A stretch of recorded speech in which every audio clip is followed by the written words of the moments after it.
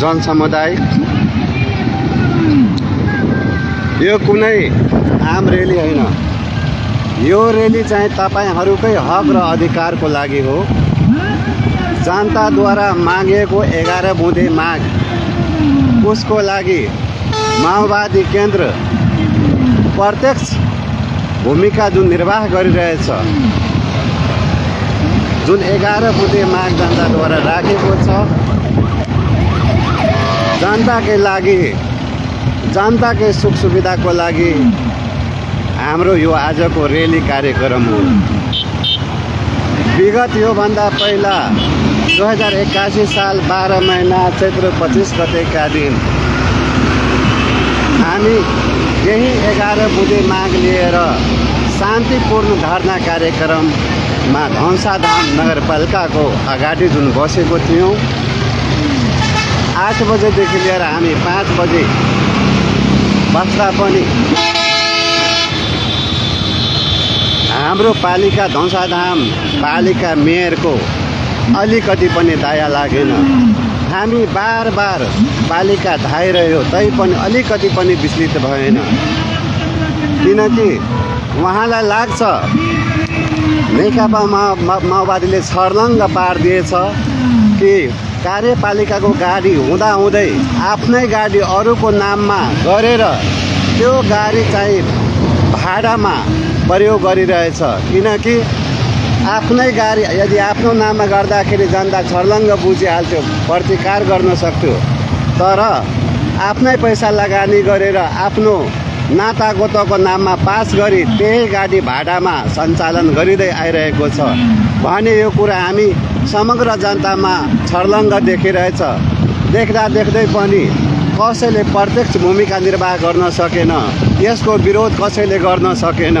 किनकि आजभोलि अरूहरू पनि मिलेर भन्छ नि, मिली खाउँ भनेर त्यस्तै हो। त्यही भएर निष्पक्ष निस्वार्थ जनताको सेवाको लागि प्रत्यक्ष भूमिका जुन आज निर्वाह गर्दैछ त्यो नेकपा माओवादी केन्द्र हो। हजुर जनसमुदाय, तपाईहरू जाग्नुहोस्, हामीहरू तपाईहरूको बिचमा कान कानमा यो कुराहरू प्रष्ट रूपमा पुगोस्, जनतामा चेतना होस् भने तपाईहरूको माझमा हामी भ्रष्ट मेयरको करतुत कर्म जुन छ त्यो छर्लङ्ग पार्नको लागि यो रेली कार्यक्रम हामी राखेका छौँ। हामी पर्चा पम्पलेट सहित हामी 11 बुँदे जुन माग राखेका छौँ। किनकि हजुरहरूलाई सबैलाई थाहा छैन होला, हामी जुन धरना कार्यक्रम राखेको थियौँ उसलाई कुन रूपले बिथोल्ने प्रयास गर्यो र जस्ता रूपले जुन होटल फ्री गरेर मासु रक्सी खुवाएर अरू पालिकाबाट पनि मान्छेहरू भाडामा ल्याएर जुन एउटा गुन्डा परिचालन गरेर गुन्डा शैलीमा गुन्डाहरूलाई बोलाएर होटल फ्री गरेर माछा, दारू, रक्सी, बियर सब खुवाएर एउटा चक्रव्यूह तरिकाले जुन हाम्रो एउटा शान्तिपूर्ण धारणा कार्यक्रमलाई बिथोल्ने प्रयास जुन गर्यो, यसलाई हामी समग्र जनता घोर भर्त्सना गर्दछौँ भन्दै भ्रष्ट मेयरलाई यो पनि चेतावनी गर्न चाहन्छौँ, यदि अझ पनि ध्यान आकर्षण गरेन भने, अझ पनि ध्यान दिएन भने हामी यो भन्दा पनि भव्य तरिकाले कार्यक्रम राख्नेछौँ। जबसम्म यो जायज 11 बुँदे माग हाम्रो माग चाहिँ पुरा गर्दैन तबसम्म हाम्रो कार्यक्रम अझ यो भन्दा पनि तीव्र रूपमा जारी नै रहनेछ र हामीले घोषणा गरिदिएका छौँ। जबसम्म हाम्रो यो 11 बुँदे मागहरू जनताद्वारा जुन राखेको माग छ यसलाई सम्बोधन गर्दैन, यसलाई पुरा गर्दैन, तबसम्म नेकपा माओवादी केन्द्र प्रत्यक्ष भूमिका निर्वाह गर्नेछ र हाम्रो कार्यक्रमहरू योभन्दा पनि तीव्र रूपमा अझ हुनेछ भने हामी चेतावनी दिन चाहन्छौँ। हाम्रो कमरेडहरू उहाँहरूलाई त सबै जानकारी छँदैछ। हजुरहरूलाई हामी यो रेली मार्फत जुन कार्यक्रम हामी 2081 साल 12 महिना चैत्र 25 गते राखेको थियो शान्तिपूर्ण धारणा, यही 11 बुँदे माग लिएर जुन हामी पालिकाको गेट अगाडि जुन एउटा धारणा कार्यक्रम राखेको थियौँ, भ्रष्ट मेयर बालेश्वर मण्डलले गुन्डा शैली प्रचालन गरेर मान्छेहरू भाडामा बोलाएर अरू पालिकाबाट पनि गुन्डाहरू बोलाएर जुन एउटा अराजकतापूर्ण जुन हामीहरूलाई यो शान्तिपूर्ण धारणालाई बिथोल्ने प्रयास गरेको थियो, हामी सबै मिलेर यसलाई घोर भर्त्सना गर्दछौँ। र अझ पनि हाम्रो माग पुरा गरेन भने योभन्दा पनि तीव्र रूपमा हाम्रो कार्यक्रम जारी नै छ र उहाँलाई हामी चेतावनी गराउन चाहन्छौँ। अझ निरन्तर रूपमा हाम्रो कार्यक्रम नेकपा माओवादी केन्द्रले जनताको मागको लागि सदा लडिरहनेछ भन्ने हाम्रो प्रतिबद्धता हो।